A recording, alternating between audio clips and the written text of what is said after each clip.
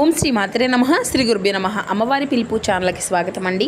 ఆ అమ్మవారి యొక్క ఆశీస్సులు మనపై ఎప్పుడు ఉండాలని మనస్ఫూర్తిగా తల్లిని వేడుకుంటూ ఈరోజు వీడియో అయితే స్టార్ట్ చేయబోతున్నాను ఫ్రెండ్స్. ఈరోజు వీడియోలో అమ్మవారి పిలుపు ద్వారా మనకు అందబోయేటువంటి సందేశం ఏమిటి అంటే, ఓ నా ప్రియ బిడ్డ, ఈరోజు నేను నీ ముందుకు ఒక చిట్టీని ఉంచబోతున్నాను. మరి నీవు ఆలస్యం చేయకుండా ఆ చిట్టీని తెరిచి చూడు. నీకు రావాల్సినటువంటి శుభవార్తను నీవు తప్పకుండా విని మనసును ప్రశాంతంగా ఉంచుకో అంటున్నారండి మరి ఆ తల్లి. మరి ఈ సందేశంలోని పరమార్థం ఏమిటో, ఆ తల్లి మనకు ఈ సందేశం ద్వారా ఏం చెప్పాలి అనుకుంటున్నారో తప్పకుండా ఆ తల్లి మాటల ద్వారానే తెలుసుకుందామండి. మరి ఇప్పుడే మన ఛానల్ని చూస్తున్నట్లయితే దయచేసి ఛానల్ని అయితే సబ్స్క్రైబ్ చేసుకొని, వీడియో కనుక మీకు నచ్చినట్లయితే వీడియోకి ఒక చిన్న లైక్ చేసి సపోర్ట్ చేయడం మాత్రం అసలు మర్చిపోకండి ఫ్రెండ్స్. ప్రతి ఒక్కరి జీవితంలో ఎన్నెన్నో సమస్యలు, ఎన్నెన్నో ఇబ్బందులు, ఇటువంటి సమస్యలతో బాధపడుతూ ఎక్కడెక్కడో జ్యోతిష్యం చెప్పించుకొని నిరాశ చెందినటువంటి వ్యక్తులు అయితే చాలామంది ఉండుంటారు కదండి. మరి ఇటువంటి వారి అందరికీ కూడా శ్రీ దుర్గామాత వారి దివ్య ఆశీస్సులతో జ్యోతిష్యం చెప్పబడండి గురువుగారు శ్రీనివాసరాజు గారు. మనం ఎక్కడున్నా ఉన్న చోటనే ఉన్నట్టుండి మన యొక్క గురువుగారిని అయితే ఒక చిన్న ఫోన్ కాల్ ద్వారానే కాంటాక్ట్ అవ్వచ్చండి. మన గురువుగారి యొక్క కాంటాక్ట్ నెంబర్ వచ్చేసి 9550349125. మీకు ఉన్నటువంటి సమస్యలకు ఏదైనా కానీ, అది కుటుంబం, వ్యాపారం, కోర్టు, విదేశీ ప్రయాణం, ఆరోగ్యం, రాజకీయం, సంతానం, ప్రేమ, పెళ్లి మొదలగు ఎటువంటి గుప్త సమస్యలకైనా మన యొక్క గురువుగారు మంచి పరిష్కార మార్గం అయితే విత్ ఇన్ డేస్లోనే మీకైతే లభిస్తుందండి. 100% మీకున్నటువంటి సమస్యకు ఖచ్చితమైనటువంటి పరిష్కార మార్గాన్ని అయితే తెలియపరుస్తారు మన యొక్క గురువుగారు. వశీకరణ చేయడంలో కూడా ఒక ప్రత్యేకమైన అనుభవం కలిగినటువంటి వ్యక్తులనే చెప్పాలి. కాబట్టి నమ్మకంతో ఒక్కసారి ప్రయత్నించి చూడండి. ఖచ్చితంగా మీకున్నటువంటి సమస్యల చిక్కుల వండి అయితే మీకు మీరుగా బయటపడినటువంటి వ్యక్తులు అవుతారు. ఇక దుర్గమ్మ తల్లి ఈ విధంగా మనకైతే తెలియపరుస్తున్నారండి. బిడ్డ, మనోవేదన చెందవద్దు. అంతేకాదు, నీ మనసులో ఉండేటువంటి భారాన్ని అంతా కూడాను కాసేపు పక్కన పెట్టి ప్రశాంతకరమైనటువంటి భావంతో నేను చెప్పేటువంటి మాటను గనక ఈరోజు నీవు విన్నావంటే నీ మనసు చాలా ప్రశాంతంగా ఉంటుంది. అంతేకాదు, ఈ రోజున నీవు నా ముందు ఉన్నటువంటి ఈ యొక్క చిట్టీని ఒక్కసారి తెరిచి చూడు. నీకు దక్కవలసినటువంటి శుభవార్త, నీకు రావాల్సినటువంటిది, నీవు వినవలసినటువంటి శుభవార్తను తప్పకుండా వింటావు. అయితే నీ మనసులో ఎంత బాధగా ఉందో, అలాగే నీవు ఎంతగా కంగారు పడుతున్నావో నాకు బాగా తెలుసు. జీవితం ఎంత వేగంగా మారిపోతుంది అంటే, ఒకప్పుడు ప్రతి దాని గురించి ప్రశ్నించే నేను ఇప్పుడు భగవంతుని యొక్క సంకల్పం నమ్మడం మొదలుపెడుతున్నాను. ఇప్పుడు నా యొక్క నమ్మకం ఎంత బలంగా ఉంటుంది అంటే, ఏదైనా కానీ నిరాశ ఏదైనా అది దేవుడు నన్ను రక్షించుకోవడానికే చేస్తున్నాడు అని చెప్పేసి నా యొక్క మనసుకు అనిపిస్తుంది తల్లి. ఇప్పుడు నా కళ్ళకు సమాధానాల కోసం వెతకడం లేదు. నిశ్శబ్దంగా అంగీకరించి నేను అంటున్నా కూడాను ముందుకు సాగిపోతున్నాను. ఏది జరిగినా కూడాను జరిగేది అంతా కూడా నా మంచికే అని చెప్పేసి అనుకోవడం తప్ప నాకు ఇక వేరే దారి ఏదీ లేదు. అయితే నా మనసులో ఎన్నో ఆలోచనలు ఉన్నాయి, గుండె నిండా బాధలు ఉన్నాయి, భుజాలపై బాధ్యతలు ఉన్నాయి, ఎటు చూసినా కూడా ఆవేదనలే ఉన్నాయి. ఏం మాట్లాడుతున్నా కూడాను భయంగానే ఉంటుంది. ఏం మాట్లాడినా ఏదో ఒక సమస్య అనేది ఎదురవుతుందేమో అని చెప్పేసి అదే విధమైనటువంటి ఆవేదనతో నాకు అన్ని ఎదురు చూపులే కనిపిస్తున్నాయి. ఏం చేద్దామన్నా కూడాను నాకు అన్ని అడ్డంకులే వస్తున్నాయి. కాబట్టి ఏమీ చేయలేనటువంటి పరిస్థితిలో సందిగ్ధంలో మునిగిపోయాను. కాబట్టి నీ ముందు నేను ప్రతిరోజు కూడాను చిట్టీలు వేస్తూ కొన్ని రకాల సమస్యలకు తగినటువంటి పరిష్కారాన్ని మిమ్మల్ని అయితే అడుగుతున్నాను. కానీ దానికి నాకు సరైనటువంటి పరిష్కారం కానీ లేదంటే సరైనటువంటి సమాధానం కానీ రావడం లేదు. కాబట్టి నేను నిరుత్సాహం చెందుతున్నాను అని చెప్పేసి నీ యొక్క మనసులో కుమిలిపోతున్నావు కదా. కాబట్టి నీ యొక్క నిరుత్సాహాన్ని, నీ యొక్క నిరాశ అన్నిటినీ కూడాను పక్కన పెట్టేసి ఈ రోజున నీకు తగినటువంటి మంచి శుభవార్తను వినిపించబోతున్నాను. నీకు ఈరోజు నేను చెప్పినటువంటి మాటలు విన్న తర్వాత నీ మనసులో ఒక ధైర్యము అనేది వస్తుంది.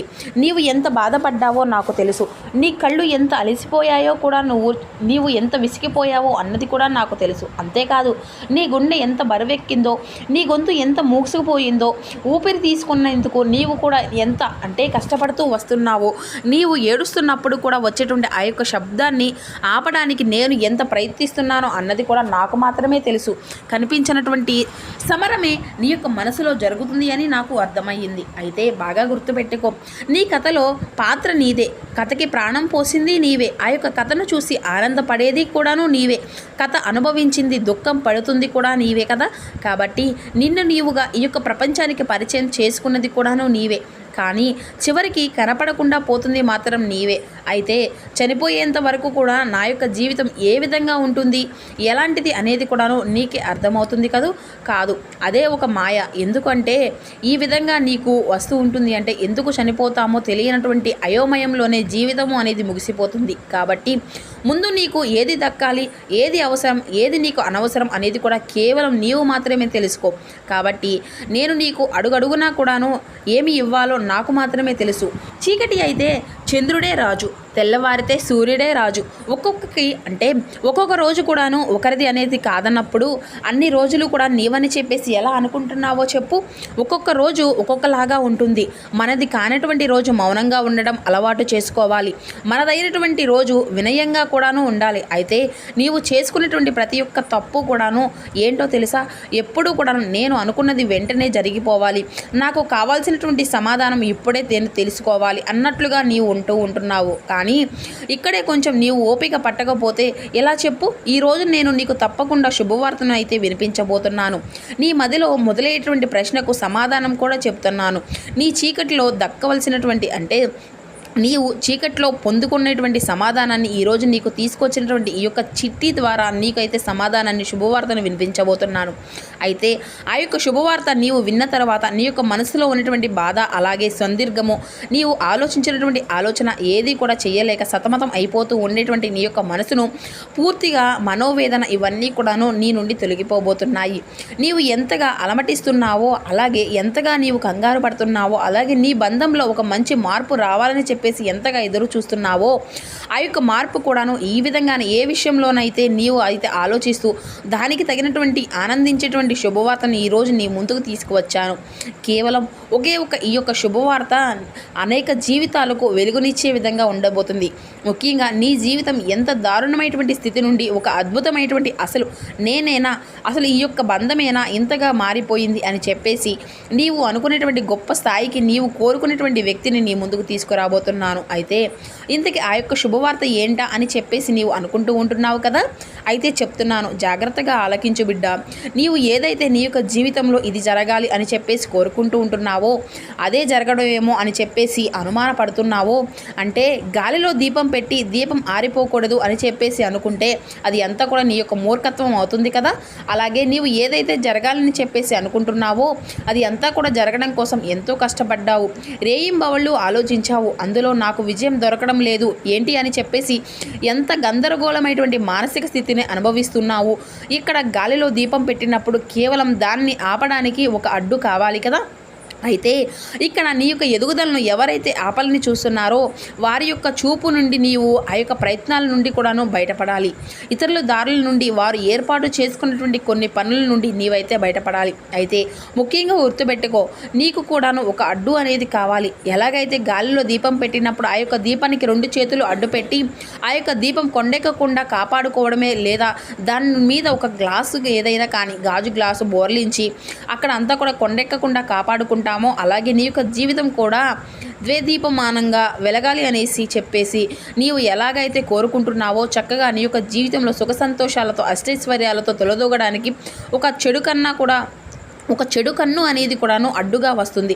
అది కూడాను ఒక గాలిలా నీ యొక్క జీవితాన్ని అతలాకుతలం చేస్తుంది. అయితే మరి దీనికి ఎటువంటి దారి లేదా అని చెప్పేసి మాత్రం నీవైతే ఆలోచిస్తున్నట్లయితే కనుక దానికి కూడా ఒక మంచి శుభవార్త రూపంలో నేను నీకు ఒక మాటను చెప్తున్నాను. చూడు బిడ్డ, కొన్ని గ్రహదోషాలు కారణంగా కావచ్చు, లేదంటే కర్మ ఫలితాలు కావచ్చు, లేదంటే నీవు చేసినటువంటి కొన్ని మంచి చెడు పనులు కావచ్చు, నీవు కొంచెం బాధనైతే అనుభవిస్తున్నటువంటి మాట వాస్తవమే. కానీ ఇప్పుడు ఈ యొక్క శక్తిని నీవు తగ్గించుకోవడానికి నీవు చేయవలసింది ఏంటి అంటే నీ యొక్క గ్రహాలను నీవు అనుకూలంగా మార్చుకోవడం కోసం నీవు ఏం చేసావా అంటే ప్రతి శుక్రవారము లేదంటే వచ్చేటువంటి శుక్రవారం రోజున పులిహోరను సిద్ధం చేసి నీ తల్లికి ఎంతో ఇష్టమైనటువంటి నైవేద్యాన్ని సిద్ధం చేసి దేవాలయంలో నువ్వు చక్కగా అందరికీ కూడా పంచిపెట్టు.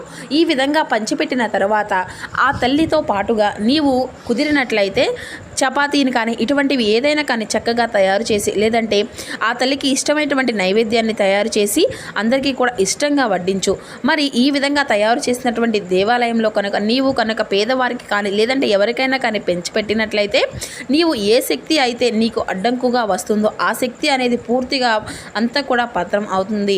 అలాగే నీ జీవితంలో నీవు అనుకున్నటువంటిది అంతా కూడా అనుకున్నట్లుగా సక్రమంగా జరుగుతూ వస్తాయి. నీవు ఏ శుభవార్త కోసం అయితే 1000 కళ్ళతో ఎదురు చూస్తున్నావో, ఏ సమాధానం కోసం అయితే నీవు ఎదురు చూస్తున్నావో ఆ యొక్క సమాధానం నీకు తప్పకుండా అందుతుంది. నీవు కోరినటువంటి కోరికలు ఖచ్చితంగా నెరవేర్చేటువంటి బాధ్యత నాది. ఇక నీవు ఈ యొక్క మాటని అనేది అంటే ఈ ఒక్కటి కూడాను చేసుకోకుండా అసలు ఉండవద్దు. నేను చెప్పినటువంటి మాటలను తూచా తప్పకుండా పాటించు. అలాగే ఈ విధంగా చేసిన తర్వాత ఫస్ట్ నీ తల్లికి సమర్పించాలండి. అదే తర్వాత వచ్చినటువంటి ఆ యొక్క భక్తులకు లేదంటే ఎవరికైనా కానీ పేదవారు కనిపిస్తే పేదవారికి ఈ శుక్రవారం రోజున ఈ విధంగా చేయండి. తప్పకుండా జరిగేటువంటి మార్పునైతే మీ కళ్ళారా ఆ యొక్క అద్భుతాన్ని చూసి నిజంగా ఇంత మార్పు నా యొక్క జీవితంలో జరిగిందా అని చెప్పేసి నీవు కోరుకున్నటువంటి కోరికను కూడా తద్వారా అంతా కూడా తీరిపోయే విధంగా నేను ఆ యొక్క అభయాన్ని ఇస్తాను. నీ యొక్క జీవితం చాలా ఆనందంగా మారుస్తాను. నీ చేతిలో డబ్బు నిలిచే విధంగా చేస్తాను. నిజంగా నీవే ఆశ్చర్యపోక తప్పదు. అయితే ఒక్కొక్క దానికి ఒక కారణం అనేది లేకపోలేదు. నీ చేతుల మీదుగా ఆహారాన్ని పంచిపెట్టడం అంటే అది చాలా శుభదాయకం. అలాగే ఏదైనా కానీ దోషాలు ఉన్నా కూడాను తొలగిపోతాయి. అంతేకాదు నీ జీవితంలో ఎదురయ్యేటువంటి ముళ్ళు ఏదైతే ఉన్నాయో, రాళ్ళు ఏవైతే ఉన్నాయో అవన్నీ కూడాను గుచ్చుకోకుండా వాటంతట అవే తిరిగి మరలా దారికి ఇస్తాయి. కాబట్టి నీకు ఒక మార్గాన్ని చూపించినప్పుడు ఆ యొక్క మార్గాన్ని నీవు ఎంచుకొని ఆ యొక్క మార్గం ద్వారా ప్రయాణిస్తే నీవు చాలా అంటే సేఫ్గా నీ యొక్క దారిలో నీవు నడవను ప్రారంభిస్తావు. ఇక అలాగే ఈ తల్లి కూడా నీకు ఎప్పుడు కూడా నీ యొక్క జీవితానికి మీ యొక్క దారిలో అడ్డుపడుతున్నటువంటి దుష్ట శక్తులు ఏవైతే ఉన్నాయో వాటి గురించి అడ్డు అనేది తొలగించి మంచి మార్గాన్ని నీకైతే ఖచ్చితంగా చూపిస్తుంది. మంచి మార్గంలో నీవు ప్రయాణం చేసే విధంగా నా యొక్క చేయి నీకు అందించి నేను నిన్ను జాగ్రత్తగా కాపాడుకుంటాను అని చెప్తున్నాను. మరి ఈ యొక్క శుభవార్త నిజంగా నీకు సంతోషాన్ని అలాగే ఆనందాన్ని కలిగిస్తుంది. అంతేకాదు నీ జీవితంలో వచ్చేటువంటి మార్పులు నీవు అయితే స్వయంగా నీవుగానే చూడగలుగుతావు. ఇక వచ్చేటువంటి ఆ యొక్క అవకాశాన్ని కూడా నీ ముందే ఉంచబోతున్నాను. ఇప్పటి వరకు ఈ యొక్క మాటలు శ్రద్ధగా వింటున్నావు కదా. అయితే ఇక మీదట కూడాను మరింత ఎక్కువగా శ్రద్ధతో ఆలకించు. మీకోసం నా యొక్క చేతిలో ఒక శుభవార్తను దాసి ఉంచాను. ఒక్కసారి ప్రశాంతంగా కూర్చొని వింటున్నావు కాబట్టి ఇంకా ఈ యొక్క మాటలను తనివి తీరా విను.